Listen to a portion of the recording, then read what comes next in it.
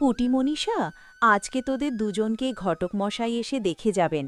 তোরা দুজন খুব ভালো মতো একটু গোছগাছ হয়ে থাকিস রে মা, যেন পাত্রপক্ষকে গিয়ে ঘটক মশাই বিস্তারিত বলতে পারেন তোদের সম্পর্কে। মা, কিছু মনে করো না, কিন্তু এত তাড়াতাড়ি বিয়ে আবার দুজনের একসাথে? আমি তো কিছুই বুঝতে পারছি না মা।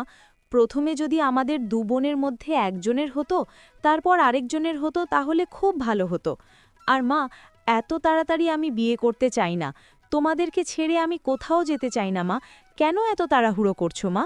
শোনো মা, দিদি যদি বিয়ে করতে না চায় তাহলে না করুক, কিন্তু অন্যের বিয়েতে কেন বাধা সৃষ্টি করছে বলো তো?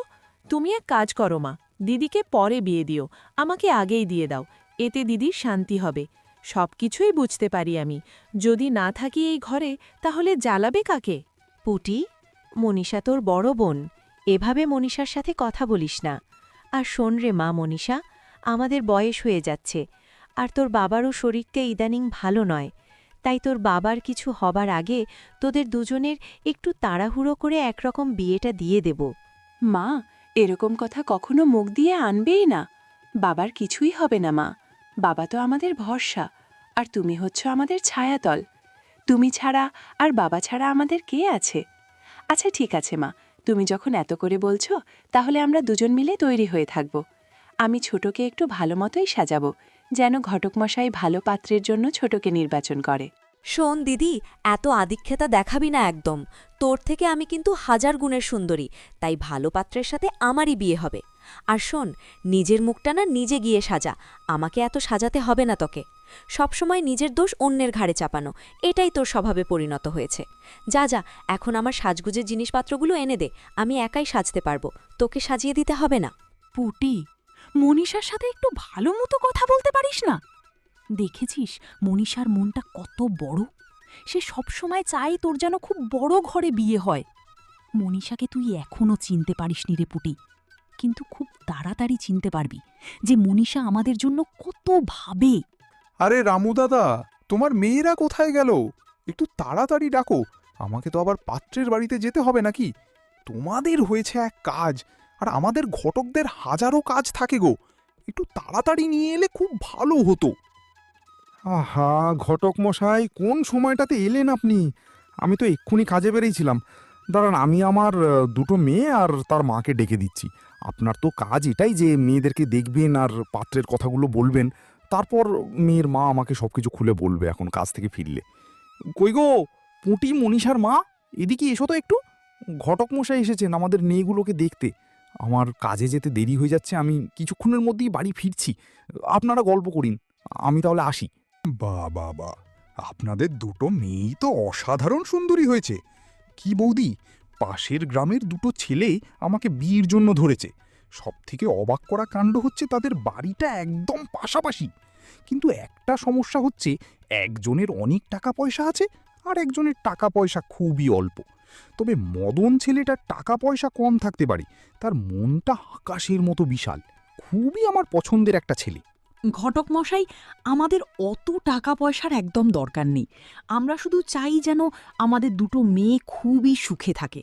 টাকা পয়সাতে তো অত সুখ লেখা থাকে না, মানসিক শান্তি হচ্ছে সবকিছু। মা মানসিক শান্তি নিয়ে পড়ে থাকুক।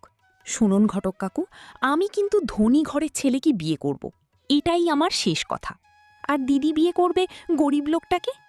কি রে পুটি, লাজ লজ্জার মাথা খেয়ে এগুলো কি বলছিস তুই? ভেবেছিলাম তোর লোভটা কমে গেছে, কিন্তু দেখা যাচ্ছে তোর লোভ তো দিন দিন বেড়েই চলেছে। বড় বোনটার কথা না চিন্তা করে নিজের কথা আগে চিন্তা করে ফেললি। একটা কথা শুনেছ মা, যে চাচা আপন প্রাণ, বাঁচা নিজে। বাঁচলে বাপের নাম। আমি সুখী থাকলেই হবে, কে থাকলো না থাকলো সেটা আমার দেখার বিষয় নয়। আর তুমি তো সবকিছুই জানোই মা, দিদি ছোটবেলা থেকে চলাফেরা কেমন যেন গরিব মানুষের মতো ছিল, আর আমি সারা জীবন চাইতাম যেন একটা ধনী পরিবারে বিয়ে হয় আমার। মা, ছোটকে দয়া করে কিছু বলো না গো। ছোট যা বলেছে সে তো খারাপ কিছু বলেনি। আর এমনিতেও আমি ধনী পরিবারে কখনো বউ হতে চাই না। আমি চাই গরিব হোক আমার স্বামী, কিন্তু যেন সৎ আর ভালো মানুষ হয়। আর ছোটর যখন এত ধনী পরিবারে বিয়ে করার শখ, তাহলে তার শখটা তাকে মিটাতে দাও মা। ঘটক কাকু, আমরা দুবোন বিয়েতে রাজি। আমি বিয়ে করব গরিবজনকে, আর ছোট বিয়ে করবে বড় লোকজনকে। বাহ, তাহলে তো খুবই ভালো হলো, এখানে সব সিদ্ধান্ত জেনে নিতে পারলাম। আচ্ছা তাহলে মা, তোমরা তাহলে থাকো কেমন, আমি আসি, পাত্রপক্ষকে আবার খবরটা দিতে হবে তো।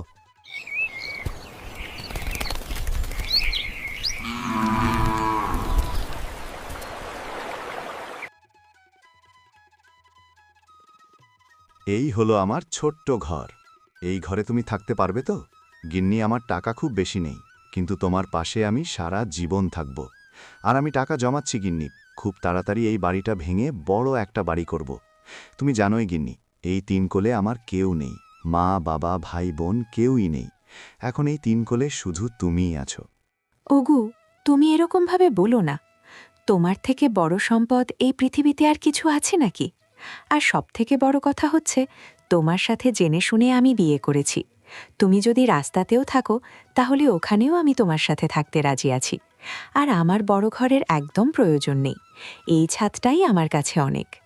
আর আমার আরও ভালো লাগছে জানো তো, আমার আর ছোটকির বিয়ে একই গ্রামে পাশাপাশি বাড়িতে হয়েছে। হ্যাঁ গিন্নি, তোমার বোনকে বলো আমাদের বাড়িতে আসতে। আর তুমিও পারলে ওদের বাড়িতে যেও তোমার বোনের সাথে একটু গপ্প করার জন্য, তাহলে তোমার একঘেয়ে লাগবে না গো গিন্নি। আচ্ছা গিন্নি, তাহলে আমি একটু বাজারে যাচ্ছি, বাজার থেকে কিছু কিনে নিয়ে আসি, তারপর জমিয়ে রান্না করো এখন। আচ্ছা ঠিক আছে গো, তাহলে তুমি বাজারে যাও আর আমি এদিকে রান্নার ব্যবস্থা করি। শোনো, আমাকে তুমি চাকর বানিয়ে রাখোনি যে তুমি যা বলবে তোমার জন্য আমি তাই করব। আমার মতো বড়লোকের ছেলের কাছে বিয়ে হয়েছে, এটাই তো তোমার 7 কপালের ভাগ্য। এই সংসারে যদি থাকতে চাও তাহলে থাকবে, না হলে বের হয়ে যাবে। তোমার স্থানটা ভুলে যেও না যে তুমি কোথা থেকে উঠে এসেছো এ বাড়িতে। কেন যে গরিব ঘরের মেয়েকে বিয়ে করতে গেলাম, এটাই হচ্ছে আমার খারাপ কপাল। এইসব তুমি কি কথা বলছো? আমি হচ্ছি তোমার বিয়ে করা বউ। আমি তো তোমার কাছে গয়না চাইতেই পারি।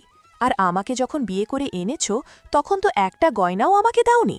আমি তো জানতাম তোমরা বড়লোক, কিন্তু বড়লোকের পরিচয় কোথায় দিলে? সেই তো ছোট লোকের মতোই গয়না না দিয়ে বউ নিয়ে এসেছো। আমি যে কেন এরকম ধনী ঘরের ছেলেকে বিয়ে করতে গেলাম? এর থেকেই তো ভালো ছিল আমিও এই গরিব লোকটাকেই বিয়ে করতাম। বড্ড ভুল করে ফেলেছি।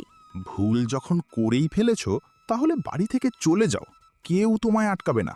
আর এখন থেকে যদি ঘরের বাইরে বের হয়েছ তো, তাহলে তোমার পা ভেঙে ঘরে ফেলে রাখব। তোমার ব্যবহারে কিন্তু ধনী ঘরের ছেলের একদম পরিচয় দিচ্ছই না। জানি না জীবনে কত বড় পাপ করেছিলাম, যার জন্য এখানে বিয়ে করতে রাজি হলাম।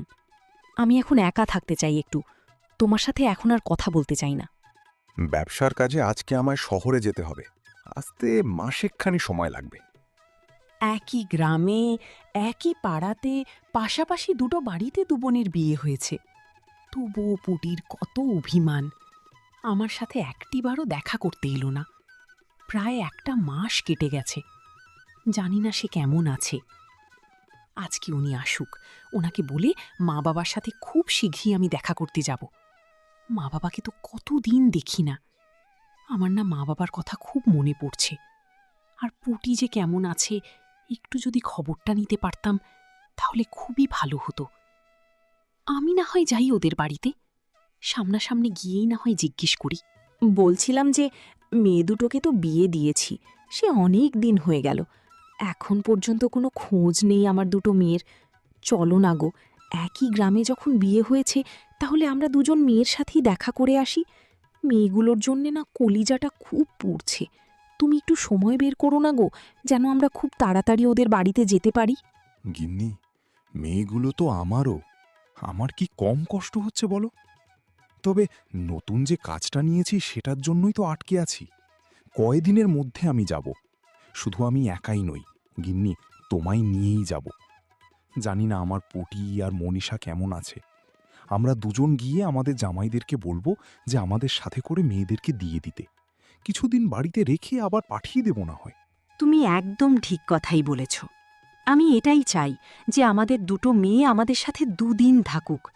যতদিন আছি বেঁচে, ততদিন আমার মেয়েদের স্মৃতি বুকে আগলে নিয়ে বেঁচে থাকব। কি গো, গরিব ঘরের মেয়েরা কি শুরু করেছ? হ্যাঁ, আমার বাড়িতে এলে কেন তুমি? মাসিমা, দয়া করে রাগ করবেন না। আমি আসলে আসতে চাইনি, কিন্তু ছুটকিকে কতদিন ধরে দেখি না, ভাবলাম ছুটকিকে গিয়ে দেখে আসি। আমাকে ক্ষমা করে দিন মাসিমা, আপনাদেরকে বলে আসা উচিত ছিল। আমি পুটিকে একটা নজর দেখে এখান থেকে চলে যাব। একটু ডেকে দিন না মাসিমা। কোথায় গেলি রে হত্তছাড়ি ছোট লোকের মেয়ে? এদিকে আয় বলছি। দেখ এসে কে এসেছে তোর সাথে দেখা করতে। সারাটা দিন তো কোনো কাজকর্ম নেই, পায়ের ওপর পা তুলে খাবে আর ঘুমোবে। কই রে মেয়ে, এদিকে আয়। আরে দিদি, তুমি এখানে কেন এলে? আমি কি তোমায় কখনো বলেছি যে আমাদের বাড়িতে এসো? যাও যাও দিদি, বাড়িতে যাও। আমার এখানে আর কখনো এসো না। আর আমি খুবই ভালো আছি, আমাকে দেখতে হবে না। যাও যাও দিদি, বাড়িতে চলে যাও, এখানে আর থেকো না তো। ছোটকি, তোর নাক চোখ এরকম লাগছে কেন রে? তোর কি হয়েছে বল না রে আমার বোন। তোর নিশ্চয়ই কিছু হয়েছে, না হলে আমার বোনটাকে সেই ছোটবেলা থেকেই চিনি। তোকে তো এরকম লাগার কথা নয়। আমি আছি ছোটকি, কাউকে তুই একদম ভয় পাবি না। সব সত্যিটাই খুলে বল, তারপর আমি ব্যবস্থা নেব। কিরি ছোটকি, কথা বলছিস না কেন? আমায় বল, কাউকে তুই ভয় পাস না। তুমি কি পাগল হয়ে গেছো দিদি? আমার কি হবে আবার? দেখছ না আমি কত সুখে আছি। আমার এখানে রাজরানীর মতো থাকতে হচ্ছে। আমার শাশুড়িমা খুবই ভালো মানুষ, আমাকে দিয়ে কোনো কাজই করান না। তুমি এখান থেকে চলে যাও বলছি। তুমি হচ্ছ গরিব ঘরের বউ, তুমি তোমার মতো থাকো আর আমি আমার মতো। জানি না ছুটকি তোর কি হলো, তবে আমি এই সত্য উদ্ঘাটন করবই করব।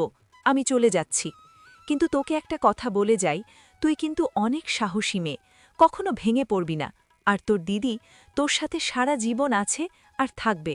যা, কোনো দরকার হলে আমাকে বলবি।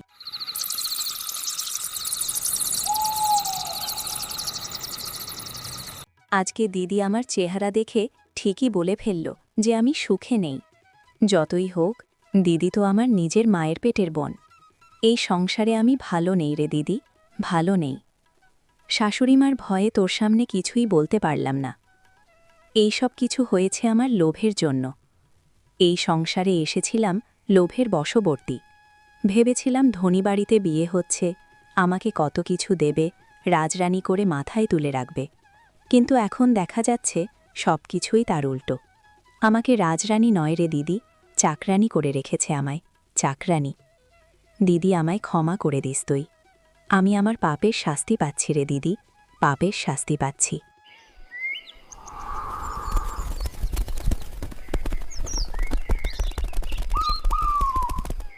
আরে আপনারা এখানে কি চান বলুন তো? বলা নেই কওয়া নেই কুটুমবাড়িতে বেড়াতে চলে এলেন। আরে দিদি, আমরা এখানে খেতে আসিনি, শুধু আমার মেয়েগুলোকে দেখতে এসেছি। আমরা ঘরের ভেতরেও যাব না গো দিদি, আমরা বাইরে দাঁড়িয়ে মেয়েটাকে দেখে, বড় মেয়েটাকে দেখে তারপর বাড়িতে আবার চলে যাব দিদি। দয়া করে যদি মেয়েটাকে একটু ডাকতেন তাহলে খুবই ভালো হতো। কতদিন ধরে দেখি না আমার মেয়েটাকে, একটু ডাক দিন না দিদি, রাগ করবেন না। এক তো ছোট লোকের মতো না বলে কয়ে চলে এলেন, আবার বলছেন যে আমি ডাক দিতে। তা আমাকে কি চাকর বাকর পেয়েছেন নাকি? মা বাবা, তোমরা এসেছ? আমি এখানে থাকতে চাই না। মা বাবা, আমাকে নিয়ে যাও তোমাদের সাথে। এই বাড়ির মানুষেরা মানুষ নয়, এক একটা আস্ত পাষাণ আর পশুর মতো আচরণ করে।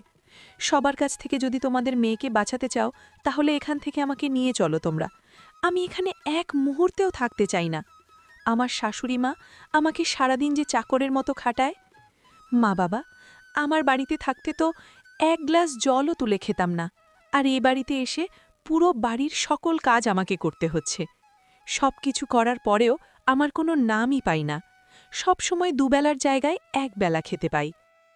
এই হতছাড়ি বৌমা, তোমায় কি এখানে ডেকেছিলাম আমি? মাতব্বরি করে কেন চলে এলে? আজ আমার ছেলে আসুক শহর থেকে, তারপর একটা ব্যবস্থা নেব তোমার। তোমার বেশি বার বেড়ে গেছে। যাও বলছি বৌমা, ঘরে যাও। এই সংসার আমি আর করব না। আপনার সংসার নিয়ে আপনি বসে থাকুন, আমি আমার মা বাবার সাথে চলে যাচ্ছি। সারা জীবনের মতো এই অত্যাচারী রাজপ্রাসাদে আমি থাকতে চাই না। এর থেকে ভালো তো আমি ঘরের উঠোনে থাকি। আমরা যা বোঝার বুঝতে পেরেছি মা, চল এখান থেকে। তোর আর এখানে এক মুহূর্তও থাকতে হবে না। পারলে সারা জীবন আমাদের কাছে তোকে রেখে দেব। তবু এই রাক্ষসদের হাত থেকে তোকে বাঁচাতেই হবে আমাদের।